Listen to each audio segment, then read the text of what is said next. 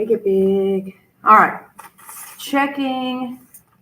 Well, y'all can ignore this. This particular key happens to have the radians, but you didn't have to have the radians, okay?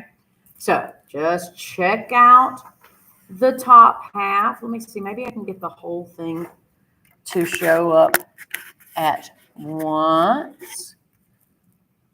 Oh no. What? Did you forget like all your negatives in one quadrant or something? No, I swapped where my quadrantals are. Like, Oh, your 0, 1, 1 zeros or 0, 0. Okay. So this is the deal, dear. Each one is an X, but they count as 2 points each. Okay. So if you did 1, 0, that's X, X. Okay. It's a tough life on all 4 of them. I literally, because I go through and I do them like opposing, Oh, and I just, yeah. I just, And you know, students are way more likely to get those backwards if a 0 is involved, an axis is involved than anything else. So that I don't do that in my head, I always have to say over 1, up 0, over 0, up 1. That's going to be a costly mistake, sir. On a test. All right. And check out all your degrees. Make sure if you forgot the sign on something, if you forgot negative, that little piece is wrong. So X and Y, or we could refer to them as, what could we call these instead of the X, Y? X is always associated with cosine and sine, and your degrees, okay? Those are all separate things. All right, you got it figured out?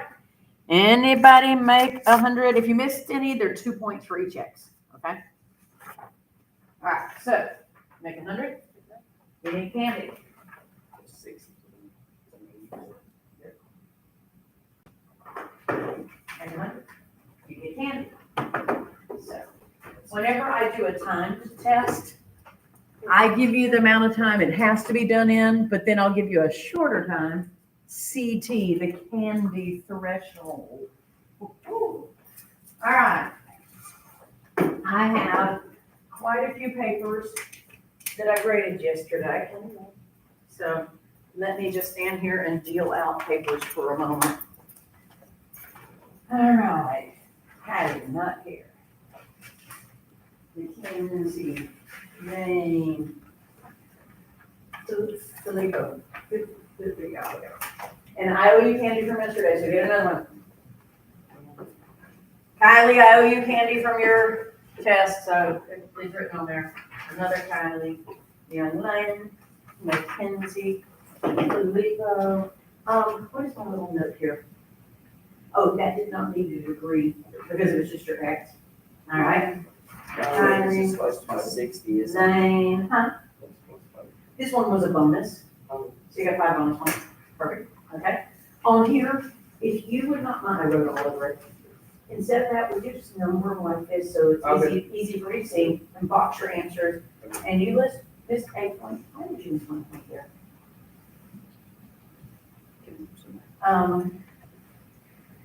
You're set. I can't remember why I missed you at 1 there. Oh, because if it starts as decimals, ended as decimals. If they start in degrees, minutes, seconds, ended in degrees, minutes, seconds. Okay? All right. See? Yay for reading directions there. Oh.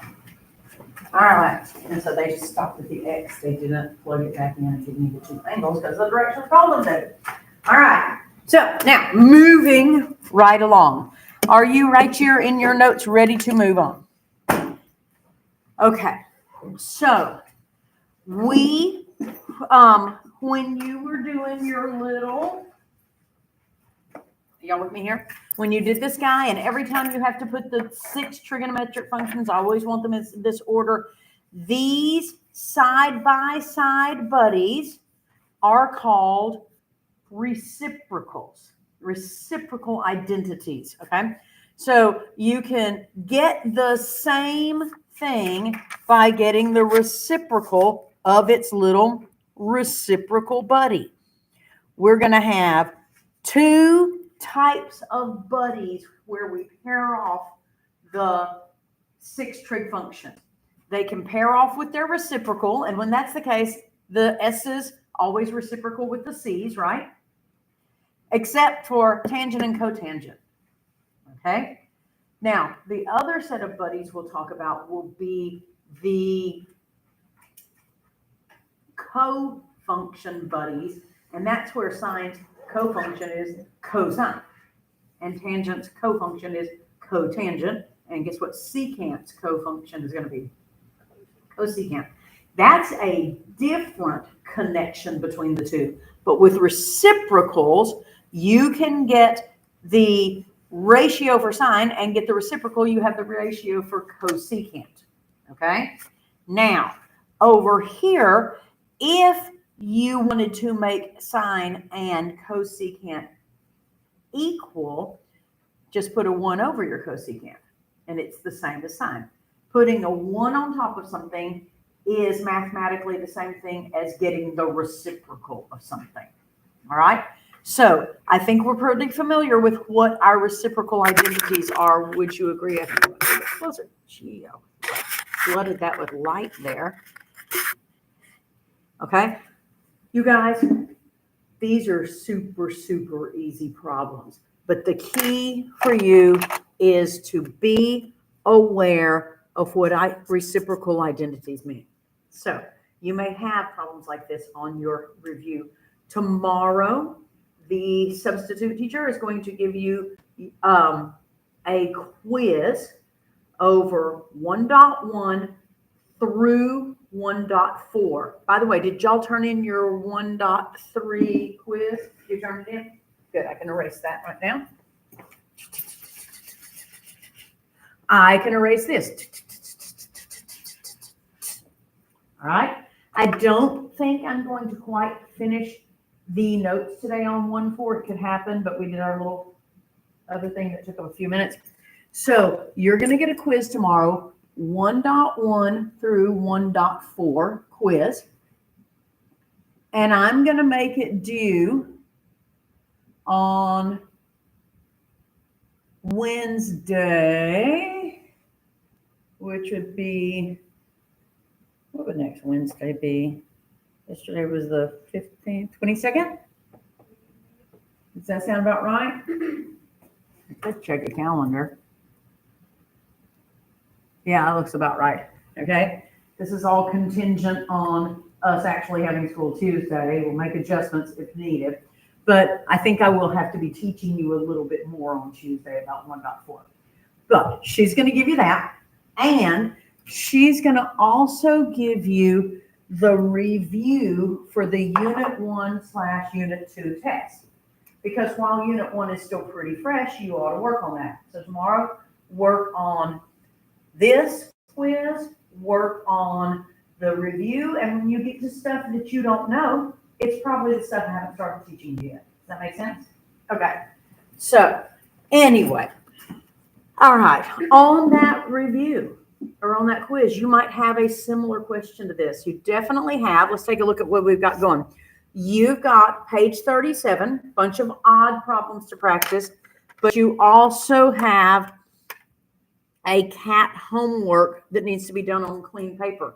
You can also work on this tomorrow as far as I have gotten in the notes. So probably won't have it all, but you can get some of that knocked out. I am not putting a due date on it because I don't know how far I will get today. And I don't know if we're going to have school on Tuesday.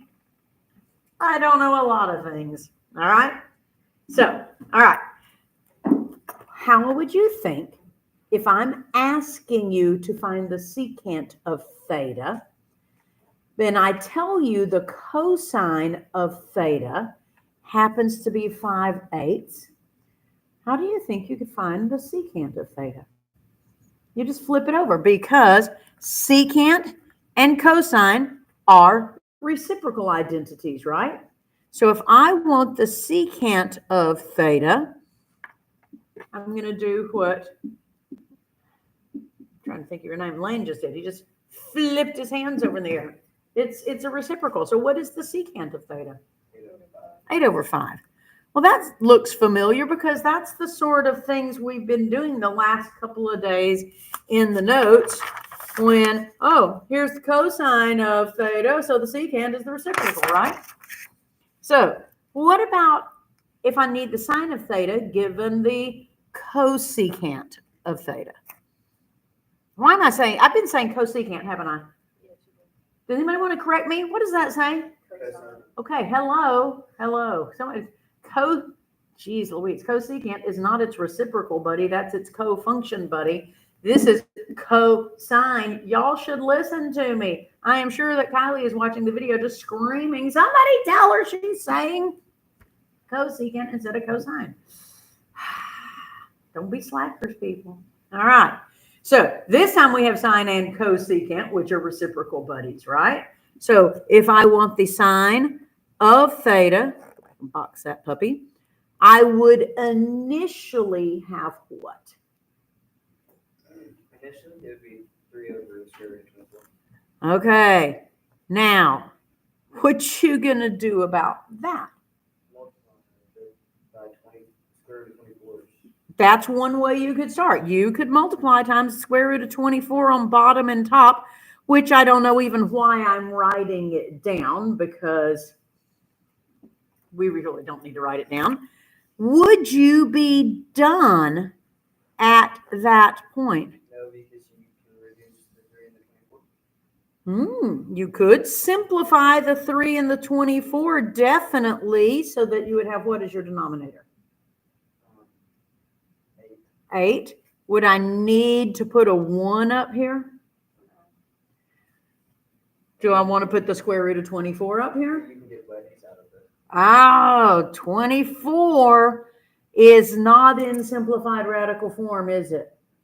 If you want to see a factor tree, what can go into a 24? 6 and a 4. You got a perfect square right there, don't you? Okay, so what would 24 be, or the square root of 24 be if you simplified it? What's coming out? 2 square root of, okay. Am I done yet? Now I can simplify the 2 and the 8. Okay, so now what am I going to have? All right, how about I simplify the 6 and the 4?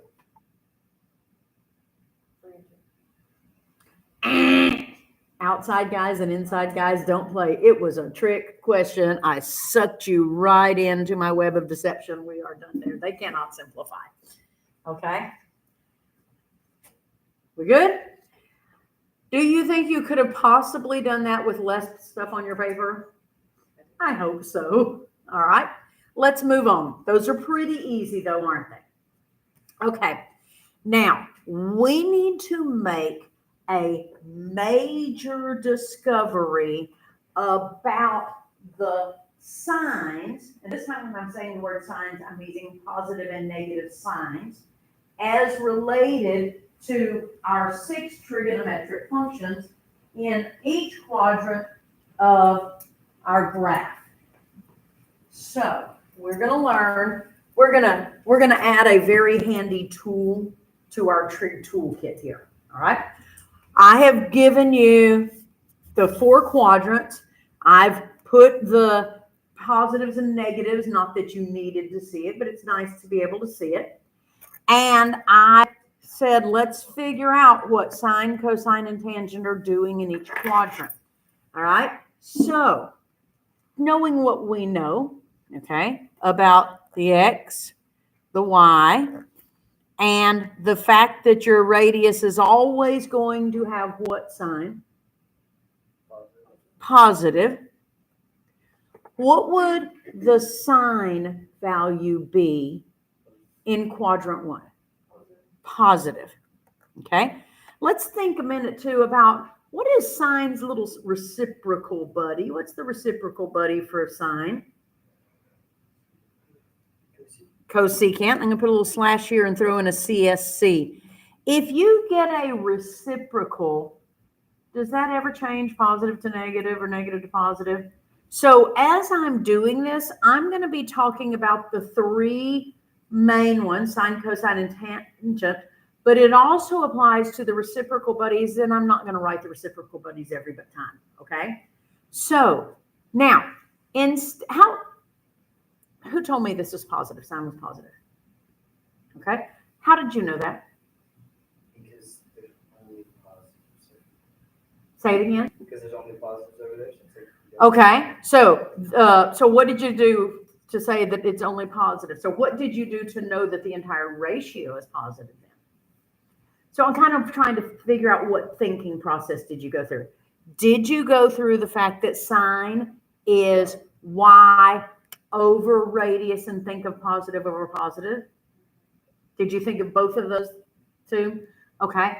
You can also just think of the y move if it's sine or cosine. So if y is going up, it's positive. So anytime sine is above the x-axis, it's going to be positive because your y values are all positive.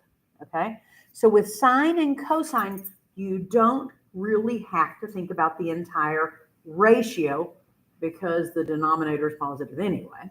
You just have to think, am I above or below for sine? And for cosine, you have to think, am I left or right to see if it's positive or negative. So that's a quicker thing. And those little tiny pieces are going to help you pull up functions more quickly. All right. So cosine. Cosine over here is to the right, isn't it? So it's going to be positive. And what is cosine's little reciprocal buddy called? Secant. So anytime I ask you for the secant of an angle, possibly theta, and it falls in quadrant 1, it's going to be positive no matter what. All right. Now, what thought process are you going to have to go through for the tangent? Tangent if it has like any negative at all. Other than all right, because tangent is your y over your x, right? So if they're both positives, positive over positive is positive. With tangents, you really do need to think of the ratio, don't you? Okay. And what's tangent's little reciprocal buddy? All right. So if you notice, all six of the trigonometric functions in quadrant 1 are always positive, right? We are going right here, come out to the side, draw yourself a little XY axis. Here is the tool that you are going to take away from this piece of the lesson. In quadrant 1, we are going to put a capital A, which tells us what's positive. All of them are positive. Okay. So this little tool that we're about to build lets you know what's positive in that quadrant. Okay. Now, as we work our way around the 3 quadrants, are y'all totally okay if we don't have to keep writing cosecant, secant, and cotangent? You just know I'm talking about these main 3 and their reciprocal buddies, correct? So in quadrant 2, what about sine? Oh, so we have a debate. Sine is always associated with x moves or y moves. Y moves, which means we go up. So sine is positive, correct? But what about your cosine? And that's what you were thinking, right? Because, and there's a disconnect in your brain. In an ordered pair, we think x before y, which means we're thinking cosine before sine. But in any conversation, we always say sine before cosine, don't we? You're just going to have to reconcile that in your head somehow. That's why I messed up my unit circle. I was thinking sine before cosine, not y and x, not x. No, you weren't. You were just for not thinking over before up and down. You just made the classic 6th grade axis mistake. So, but you were over trigging it, huh? Yeah, I was too into my Okay. Now, here is, once again, I'm going to remind you of this, and this is going to become very important as the semester goes on. if you ever need to know about tangent, tangent is, what do we know about tangent? It is what ratio? Y. And what do we know is always associated with y? And what is always associated with x? So instead of reinventing the wheel, I can just say positive divided by negative is, you okay with that? Okay. So in quadrant 2, what's positive? Sine. Okay. We're going to put a big S here for sine, but assuming it also covers his little reciprocal buddy of cosine. Moving down to this quadrant. What kind of a Y move you're going to make to get here? Negative. What kind of X move you're going to make here? What's a negative divided by a negative? A positive. This negative, negative, and positive also apply to their reciprocal buddies, right? So if I ask the question, another QU word, in quadrant 3, what's positive? Tangent. And also what?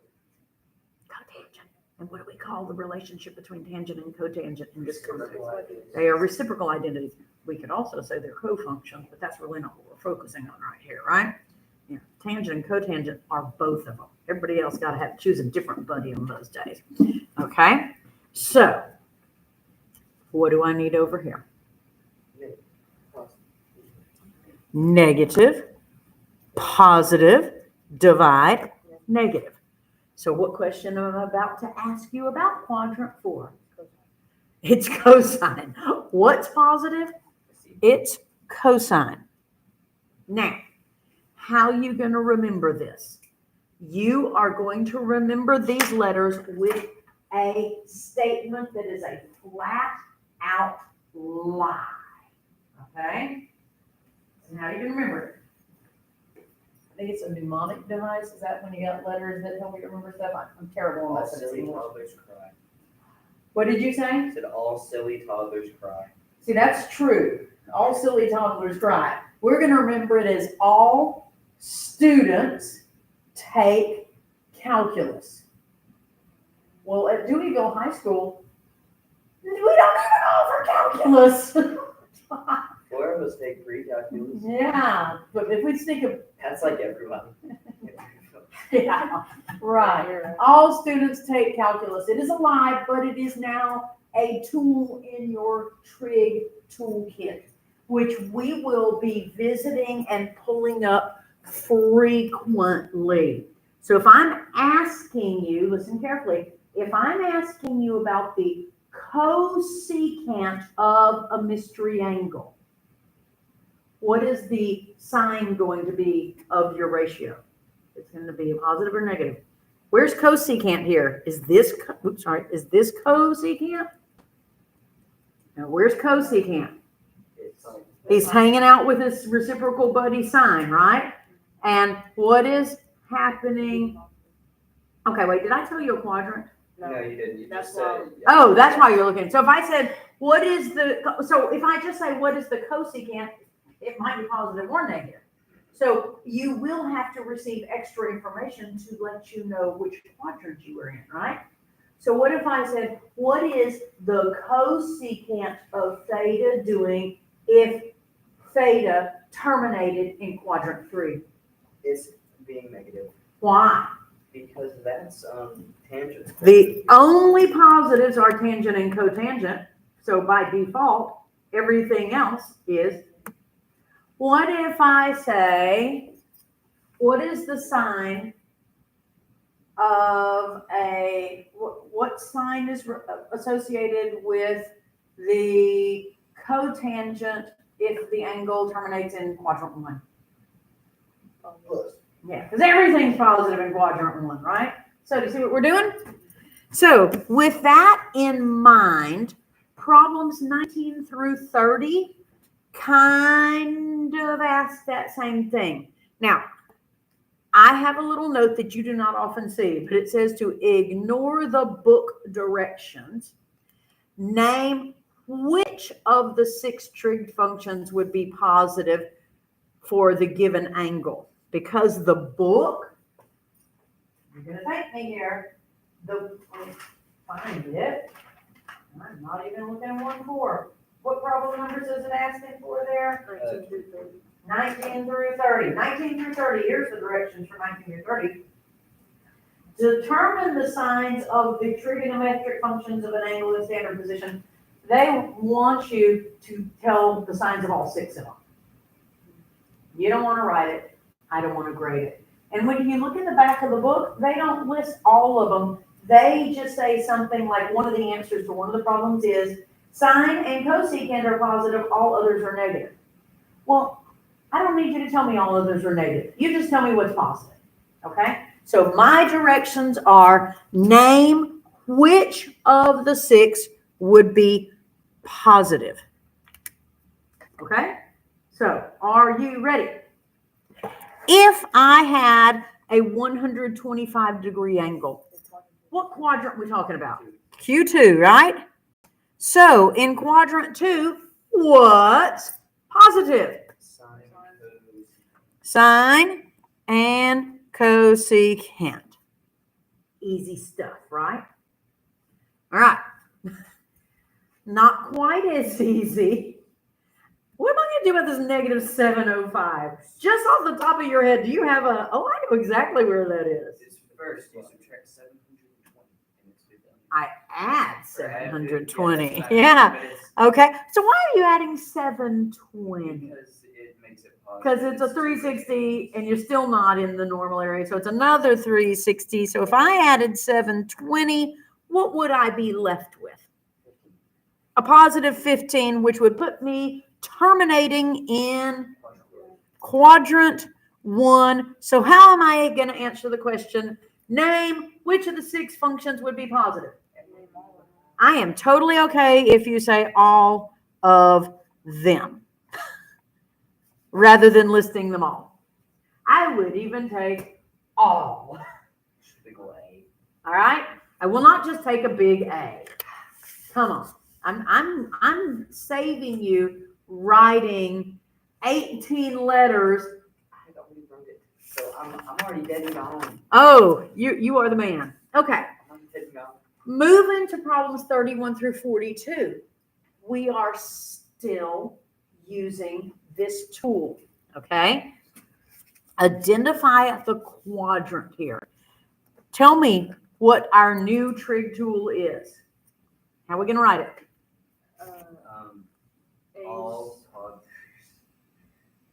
All students take calculus. Okay. And what does this tell me? Your positive. It tells me what's positive in each quadrant, right?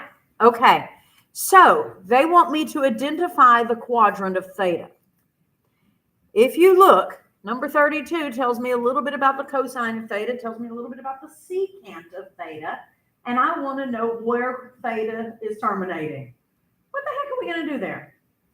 Now, first of all, what message are they giving me right here? They're positive. It's positive. Here's the way I work, and you might totally be able to do this with no scratch work, but if you do need a visual, this is what I do. Okay? I'm looking at 4 quadrants, right? Which quadrants would have cosine being positive? The 2 on the right? So I'm going to go, can't be those. So I'm starting to knock out what can't work. Does that make sense? All right. And what does this tell me? Secant is also positive. Well, where is secant positive? And 1. And over here, because secant is no. Where is secant positive? Okay. Secant is the reciprocal of what? Why am I a little bit surprised here? I'm wondering if I typed something. Hang on, give me just a moment. Oh, okay. So, here's the deal. There's an S there. I was expecting it had to narrow it down to 1 quadrant, and I'm like, what does a parentheses S mean? It might be plural. So is it okay? Because if I'm knocking out where secant is negative, secant is the reciprocal, but I've already done that, right? So this and this are both fine, right?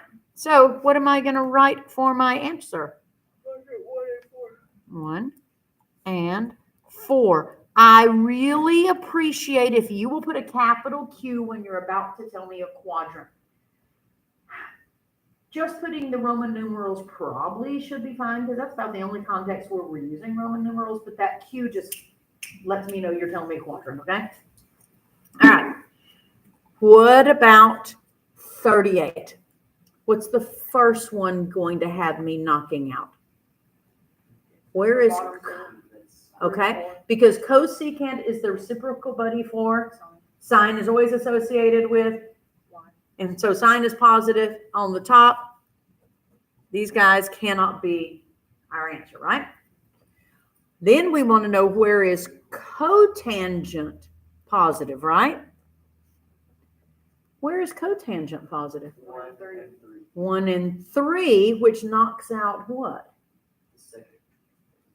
2 has now been knocked out. So the only possibility is quadrant 1. We good? Let me go into freezy mode and try out the next one.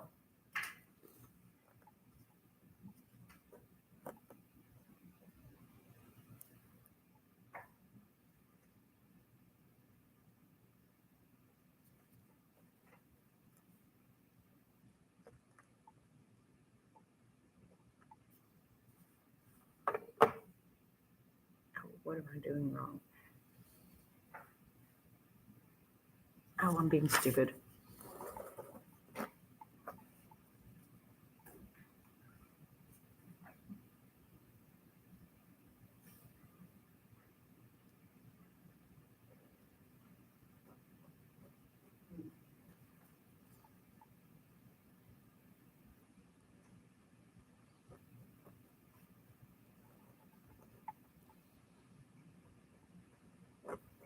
What y'all coming up with? 2.